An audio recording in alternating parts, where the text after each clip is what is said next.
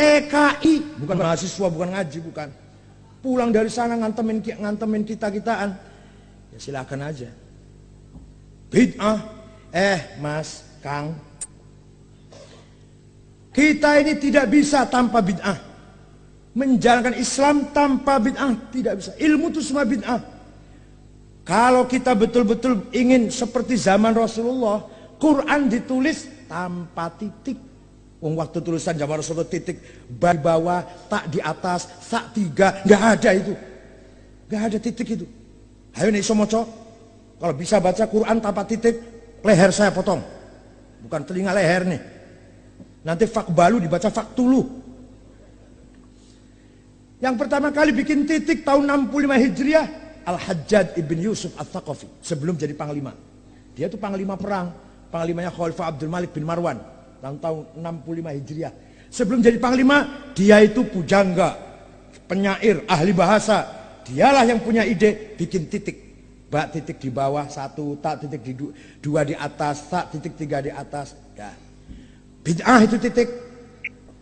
Wis ono titik, sudah ada titik, masih salah-salah baca. Imam Khalil ibn Ahmad al-Farahidi tahun 164 Hijriah bikin syakal fathah, dhamma, kasroh, tasjid, sukun, fathaten, domaten, kasroten, bid'ah. Sudah ada titik, sudah ada syakal, masih belum pas baca Quran. Orang Banyumas, alhamdulillah ngalamin orang Banyumas. Banyumas, Cilacap, Purbalingga, Banjarnegara, Gombong, Kebumen. Kalau panggil saya Kiai Sangit Ngakil, Ahli Sunnah wal Jamaah. Imam Abu Ubaid Salam ibn Qasim ibn Salam, Imam Abu Ubaid Qasim ibn Salam tahun 224, orang yang pertama kali bikin ilmu tajwid. Tajwidul qiraah, idhar, idgham, ikhfa, qalqalah, huruf halak, mad lazim, mad jaiz. Imam Abu Ubaid Qasim ibn Salam tahun 224. Bid'ah. Rasulullah enggak ngajarin itu. Seandainya Rasulullah dibangunkan dari kuburan sekarang, Rasulullah apa itu idhar? Enggak tahu saya juga itu. Apa itu idhar? Itu mad lazim. Jadi hadirin, kita ini tidak bisa memahami Islam dengan benar kecuali menggunakan ilmu. Lah ilmu itu bid'ah. Tidak pakai tajwid, baca Qur'annya salah. Rubba qari'il Qur'an wal Qur'anu yal'anu. Pakai tajwid berarti pakai bid'ah. Oleh karena itu, sikap ulama, sikap kita semua memahami Islam untuk menjaga orisinilitas dan otentisitas harus taklid, harus ikut ulama terdahulu supaya menjaga keorsinilan. Ono wong sholat, ada orang sholat, setelah selesai tanyain, Bapak sholat seperti itu dari mana? Oh, dari Quran hadis, bohong. Bapak sholat seperti itu tuh tadi sholat, ya bagus selesai, udah bagus itu sholat Bapak bagus. Maghrib 3 rakaat selesai, tanya, Bapak bisa sholat seperti tadi itu loh. Dari mana Pak? Dari Quran dan hadis. Bohong. Quran nggak menceritakan caranya sholat. Quran nggak ada perintah sholat 5 kali, nggak ada. Sholat ada berapa kali? Nggak ada di Quran. Di hadis ada 5 kali. Caranya gimana? Syarat rukunya berapa? Cari di Bukhari, Muslim, Abu Dawud, Tirmidzi, Nasai, Ibnu Majah, Ibnu Khuzaimah, Sunan Baihaqi, Al-Hakim, Mustadrak Al-Hakim, Musnad Ahmad. Nggak akan ada itu caranya sholat. Hadis abrek-abrek gitu. Di kitab karangannya Kiai. Arkanus sholati arba'ata asyar. Rukunya sholat ada 14. Yang pertama takbiratul ihram, tsaniyah, wa tsalatul fatihah, wal qiyam, al khamis ar-ruku, wa sadatu ma'na fi ruku. Sampai 14. Kiai itu yang bikin, artinya ulama, bukan hadis, bukan Quran. Jadi kalau ada orang sholat ngaku dari Quran hadis, bohong. Belum haji. Haji yang kaitannya dengan tempat harus taklid, harus katanya, bisa nggak istihad? Istihad Arafah batasnya ini, istihad batasnya Mina, batasnya Muzdalifah, batasnya Sofa Marot ini, istihad bisa nggak gitu? Ya nggak bisa, itu tempat kok. Bisa tahu batasnya Muzdalifah dari sini ke sini, batasnya Mina dari sini ke sini, batasnya Arafah dari ini ke sini, ini Sofa, ini Marwah. Taklid, nggak bisa istihad di situ. Berurusan dengan tempat, Orientasinya adalah lokus, lokal.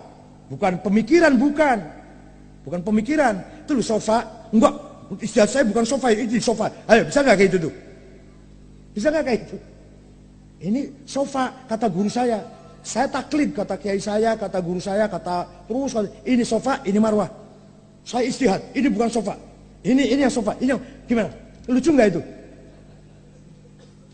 Jadi orang kalau nggak mau taklid, goblok.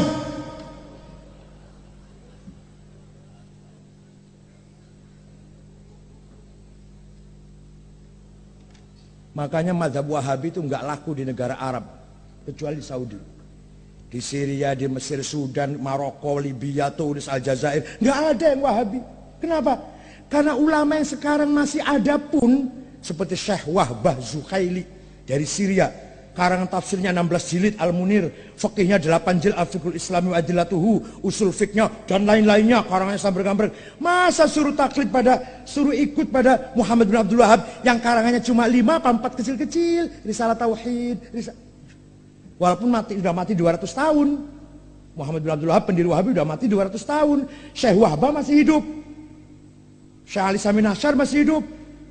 Syekh Said Tontowi masih ada. Ahmad At-Thayyib masih ada di Mesir.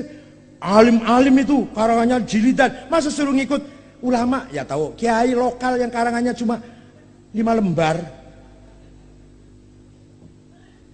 Maka mazhab Wahabi tidak laku di negara-negara Arab. Lakunya di Indonesia, Pakistan, Bangladesh, negara Afrika. Kenapa?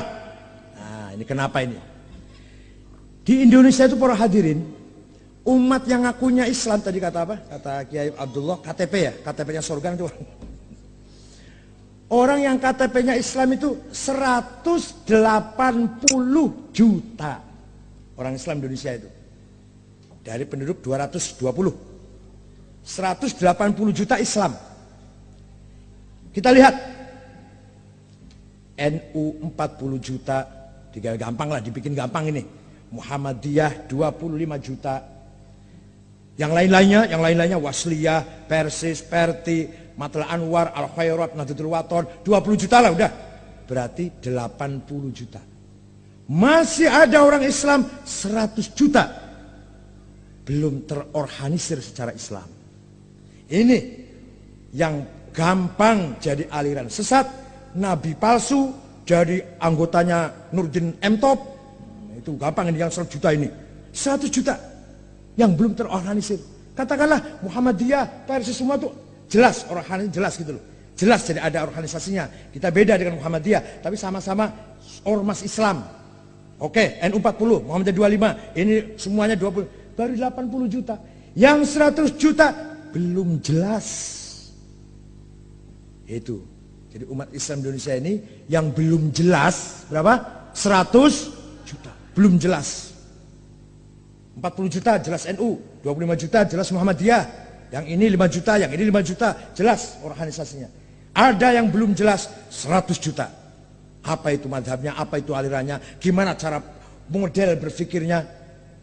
Ini masih pertanyaan yang luar biasa. Lah NU ini 40 juta apa besar? Apa hebat? Enggak hebat. Dikira hebat apa? NU itu 40 juta tuh anggotanya enggak pernah berkembang. Anggotanya NU itu santri Python. Kemudian orang tuanya, bapak ibunya kawin, maka dapat istrinya NU, mertuanya NU, pamannya istri, kakaknya istri, sepupunya istri, pamannya sendiri, misalnya sendiri. Jadi muter di situ saja tuh NU tuh.